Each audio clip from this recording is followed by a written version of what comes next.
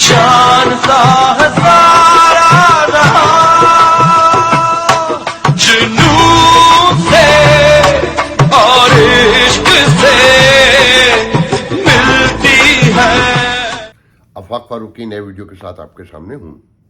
موضوع یقیناً پاکستان ہے. یہاں کا مختصراً یہ بتا دیں کہ امریکہ کی تاریخ میں کہنا چاہیے کہ یوکرین کے حوالے سے ایک $40 بلین کا ایک معاشی پیکیج اور منظور ہوا ہے کل، جس میں 86 ووٹ ڈالے گئے حق میں اور 11 شاید مخالفت میں آئے. اور اس سے پہلے جب یہ یوکرین کی جنگ سٹارٹ ہوئی تھی تو 11 بلین کا ایک پیکیج تھا. یہ $53 بلین کا پیکیج ہے اور ٹوٹل ملا کے کہنا چاہیے جو اب تک ہو چکا ہے، اور کہتے ہیں آئندہ بھی مدد کی جائے گی. تو اس سے بہت سارے میرے دوستوں نے مجھ سے پوچھا کہ پاکستان نے تو اس سے بھی زیادہ قربانیاں دیں، 20 سال جنگ لڑی، ایک پھر کولڈ وار، مگر پاکستان کے منہ میں تو قطرے ڈالے گئے. تو اس کا مختصراً جواب یہ ہے کہ حیثیت، امپورٹنس، ضرورت کے تقاضوں کے تحت کاروبار ہوتے ہیں. رشیا کو پہلے شکل دینی تھی تو ہمارا سائز، ہماری اوقات، ہماری اہمیت کے مطابق ہمیں ہیلپ آؤٹ کیا گیا. آج رشیا پورے یورپ کے لیے خطرہ بن چکا ہے کہ وہ نیبرنگ کنٹریز میں آ گیا ہے، یورپ میں تقریباً. تو خیر یہ ایک لمبی بحث ہے. سب سے دلچسپ بات یہ ہے کہ جو ابھی آپ نے ویڈیو دیکھی، یہ کراچی کی ویڈیو ہے. وہ کہتے ہیں کہ وہاں جو ہے خان صاحب کی سیٹ چھوڑنے کے بعد جو خان صاحب نے کراچی میں سیٹ چھوڑی تھی 2 میں سے ایک، تو وہاں جو عالمگیر آئے تھے، یہ ڈکن سے انہوں نے اپنی سیاست شروع کی تھی اور یہ سارا عرصے سوات میں رہے کیونکہ ان کا تعلق وہاں سے ہے. سیٹ کراچی کی تھی مگر رہتے یہ سوات میں تھے. تو یہ ان کا کارنامہ بتایا جاتا ہے. آج حالات یہ ہیں کہ صدر مملکت کا بیٹا وہ ٹویٹ کرتا ہے فوج کے خلاف، اور ایک شور غوغا ہے پی ٹی آئی کی طرف سے. درجنوں سینکڑوں اکاؤنٹ پکڑے جا چکے ہیں، پی ٹی آئی کے لوگ گرفتار ہو چکے ہیں کہ کون فوج کے خلاف مہم چلا رہا ہے. یہاں تک کہ ریٹائرڈ میجر جنرل، بریگیڈیئر، ان کے نام پر اکاؤنٹ بنائے گئے. تو حضرت علی کا قول ہے نا کہ جس پر احسان کرو اس کے شر سے بچو. تو یہ فوج کو دیکھنے کی ضرورت ہے کہ آج اسے کہاں لا کے کھڑا کر دیا گیا ہے. مگر اس کا فائدہ فوج کو ہی ہو رہا ہے کہ یہ سارا کھیل ختم کرنے میں اسے آسانی ہوگی. اس نے جس طرح جال بچھایا ہے سب اس جال میں پھنس چکے ہیں کہ خان صاحب کے بھی مزے پورے کروا دیے 3.5 سال کے.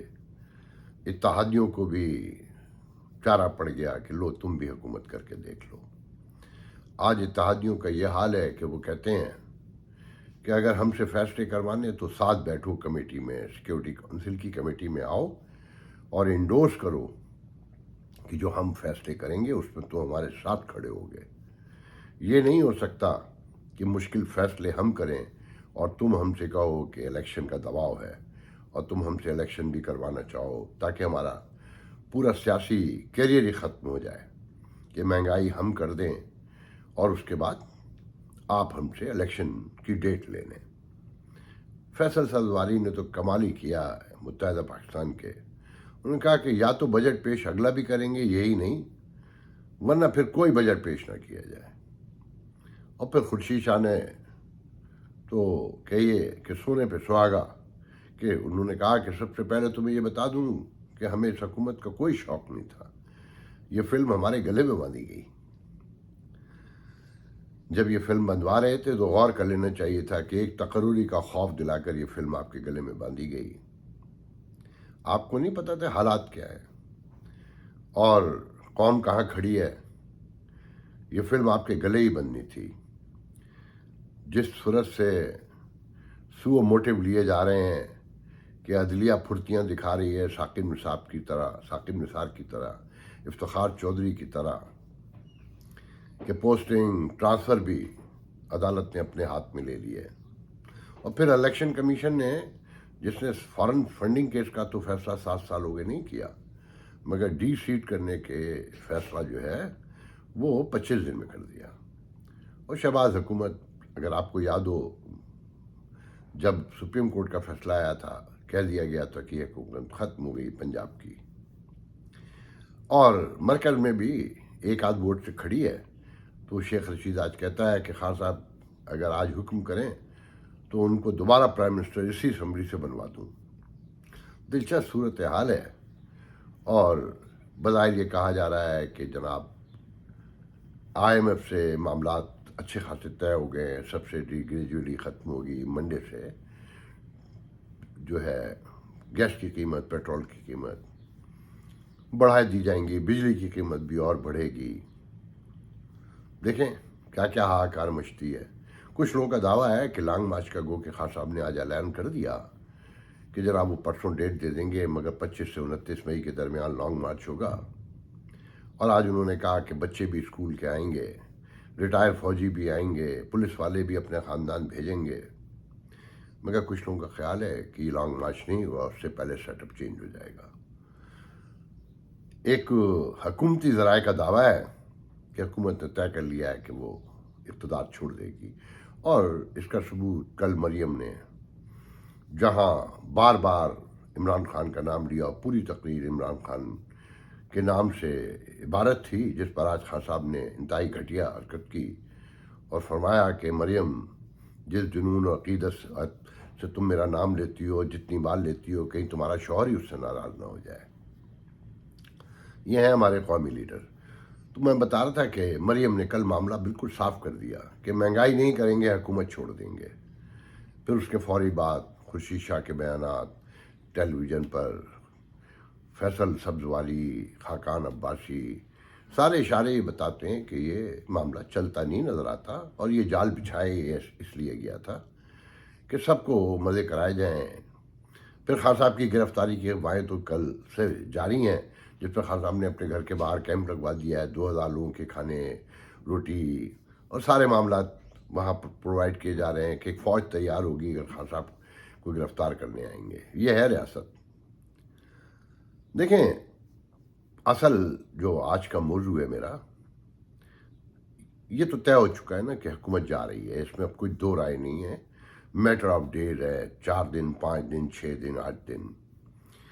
مگر میں یہ کہنا چاہتا ہوں کہ بلاول کی کل کی جو پریس کانفرنس ہے یونائٹڈ نیشن میں، اور جس طرح انہوں نے خان صاحب کے بیانیے کو دفن کیا، جس کمال ہنر سے، جس ڈپلومیٹک سٹائل میں، اور امریکہ کو بھی میسیج دیا، پاکستان کی پالیسی بھی واضح کی کہ پرائم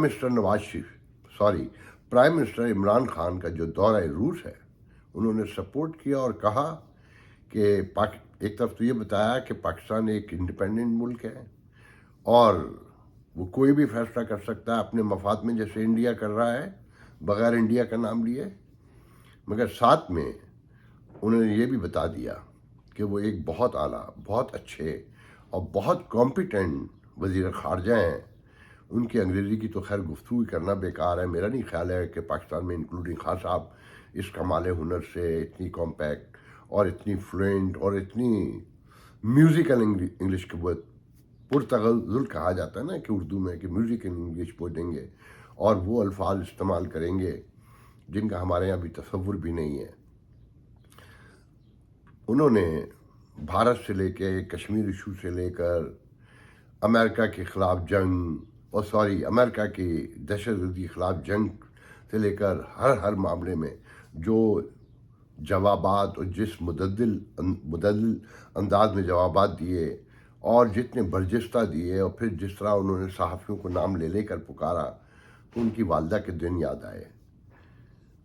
کوئی مانے نہ مانے، پیپلز پارٹی پر لگے الزامات سارے ایک طرف، مگر ہمارے بلاول جو ہیں وہ پاکستان اگر جمہوریت قائم رہی، یہ ریاست قائم رہی، تو بلاول ایک بہت بڑا مقام بھی حاصل کریں گے اور پاکستان کی احترام، عزت میں بھی، توقیر میں بھی اضافے کا باعث بنیں گے کہ ان کے نانا وزیر خارجہ رہے ہیں۔ بس اگر کوئی فرق تھا ذوالفقار علی بھٹو اور بلاول میں، تو وہ پیس کا تھا، ساؤنڈ پیس کا، کہ وہ ایک بلاول ایک ہی پیس پر گفتگو کر رہے تھے. کوئی اتار چڑھاؤ نہیں دیکھنے میں آیا جو کہ ہونا چاہیے تھا، مگر بالکل وہ اس طرح کا نہیں جیسے ان کا تقریروں میں ہوتا ہے. وہ ایک ڈپلومیٹک سٹائل میں بالکل بات کر رہے تھے، رسان سے، دھیرے سے، نرماہٹ، سوفسٹیکیشن، ایلیگنسی، سب کچھ موجود تھا. اور انہوں نے بہت متاثر کیا، سب لوگ حیران تھے. مگر خان صاحب سے یہ نہیں ہوا کہ آج ملتان کے جلسے میں کہہ سکتے کہ بلاول تمہارا شکریہ کہ تم نے پاکستان کے بیانیوں کو بھی آگے بڑھایا اور میرے خلاف جو مہم تھی اسے بھی کم کرنے میں میری مدد فراہم کی. بلاول نے جس کمال ہنر سے یہ واقعہ بیان کیا کہ وہ سپورٹ بھی کرتے ہیں، دفاع بھی کرتے ہیں، اور دورہ روس عمران خان کے ساتھ بھی کھڑے ہوتے ہیں کہ کسی کو یہ نہیں پتہ تھا کہ جنگ شروع ہو جائے گی، اور پاکستان کے حق میں جو بہتر ہوگا، پاکستان کا کوئی بھی وزیر اعظم ہو، ہمارے کتنے بھی اختلافات ہوں، ہم اس معاملے میں ریاست کی پالیسی، مفادات، انٹرسٹ میں ایک ساتھ کھڑے ہوئے ہیں. تو ان ساری چیزوں کی روشنی میں ایک بات تو سمجھ میں آتی ہے کہ خان صاحب کو بھی ٹالرنس کا مظاہرہ کرنا ہی پڑے گا. جس ٹالرنس کا مظاہرہ کل بلاول نے کیا اور یہ میسج ہر طرف دیا کہ ہم نیشنل انٹرسٹ میں ایک بھی ہیں، اور ساتھ میں خان صاحب کو بھی میسج دیا کہ خان صاحب نیشنل انٹرسٹ میں آپ کو بھی ہمارے ساتھ ہی کھڑا ہونا پڑے گا. ہماری جو لڑائیاں ہیں، اختلافات ہیں، جو جمہوری اس کا ٹریڈیشنز کا حصہ ہیں، وہ اپنی جگہ، مگر کہیں آپ کو بھی سر جوڑنا ہی پڑے گا ہمارے ساتھ، ورنہ جمہوریت نہیں چل سکتی پاکستان میں. دیکھیے آنے والے دنوں میں کیا کچھ ہمارے سامنے آتا ہے، مگر فوری طور پہ جو درپیش ہے وہ یہی کہ نیا سیٹ اپ آ رہا ہے اور لانگ ٹرم بیسس پر آ رہا ہے، کیونکہ موجود سیاستدان، موجود الیکشن، یہ سب مل بھی جائیں تو پاکستان کے مسائل کا حل کوئی پیش نہیں کر سکتا. کہ اپوزیشن اور حکومت اگر کھیلا جائے گا کھیل کہ جناب ایک نے حکومت گرانی ہے اور ایک نے حکومت بچانی ہے، انہی چکروں میں یہ ملک کہاں سے کہاں پہنچ گیا. تو قومی حکومت بن رہی ہے، یقیناً بن رہی ہے، مگر دیکھنا یہ ہے کہ اس میں کون لایا جاتا ہے. کہ اگر ہمایوں اختر جیسے کہ کہا جا رہا ہے کہ پرائم منسٹر ہوں گے اور حفیظ شیخ وزیر خزانہ ہوں گے تو یہ سیٹ اپ قابل قبول نہیں ہوگا. یہ سب آزمائے ہوئے لوگ ہیں، اور ہمایوں اختر پہ جو الزامات ہیں اس کی روشنی میں یہ کوئی اچھی خبر نہیں ہوگی. بہت لوگ تھے، بہت لوگ ہیں، مگر اس کے باوجود ساتھ میں یہ بھی کہنا ہے کہ جب قومی حکومت بنائی رہے تو پھر جو تبدیلیاں آئیں، جس سپریم کورٹ کو اگر استعمال کرنا ہی ہے تو پھر یہ فیصلے بھی لے کر آئیں کہ جمہوریت میں سیاسی پارٹیاں کیسی ہوتی ہیں، ان کا اسٹرکچر کیا ہوتا ہے، اور وہ کس طرح سے بیہیو کرتی ہیں، کیسے چلتی ہیں، اور ان کی مثالیں کہاں کہاں موجود ہیں انہیں بھی فالو کیا جائے. اور ان 5 سالوں میں اگر قوم جو ریاستی ادارے ہیں ان کی ارسر نو تعمیر پہ توجہ نہیں دی گئی تو یاد رکھیے گا معاملات اور خراب ہوں گے، کیونکہ یہ ریاست جو چلانے والے ہیں وہ اسے چلنے تو دیں گے جب تک ان کی ضرورت ہے، مگر پھر یہ ایسے ہی چلیں گی جیسے چل رہی ہیں، اور اس سے زیادہ. لیکن اگر ایک خراب چیز کو درست کرنے کے اقدامات نہ کیے جائیں تو وہ اور خراب ہوتی جاتی ہیں نا. تو دیکھنا یہ ہے کہ یہ آنے والی قومی حکومت اسے کہیں بہتری کی طرف لے کے جائے گی یا مزید روایتی خرابیاں جو پہلے سے موجود ہیں انہیں مزید ابھارے گی، بڑا کرے گی، گہرا کرے گی. آج کے لیے اتنا بہت ہے، انشاءاللہ آپ سے کل دوسرے پروگرام میں گفتگو ہوگی. اللہ حافظ.